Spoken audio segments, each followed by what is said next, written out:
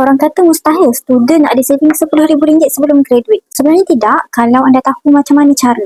Sebab apa ramai student selalu bagi alasan tak boleh nak menyimpan zaman study ni. Duit pun cukup-cukup makan. Tapi hakikatnya bukan soal banyak mana duit yang kita ada. Tapi macam mana kita urus duit tersebut. Especially untuk student yang dapat allowance CPA, MARA ataupun PTKN. Bila terima allowance, jangan terus fikir nak habiskan semuanya. Asingkan dulu untuk yuran, sewa rumah, bilik dan yang paling penting untuk simpanan. Apa ramai orang tunggu dah kerja nanti baru nak mula menyimpan. Tapi orang yang mula awal biasanya dia lebih tenang bila dah masuk alam pekerjaan nanti. Contohnya kalau target nak ada saving RM10,000 sepanjang tempoh belajar, bagikan ikut semester. RM10,000 bagi dengan 8 semester. Maksudnya hanya perlu simpan lebih kurang RM1,250 saja untuk satu semester.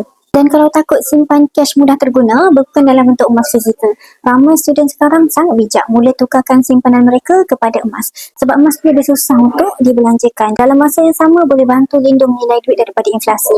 Dengan public gold, anda boleh mula menabung emas rendah RM100.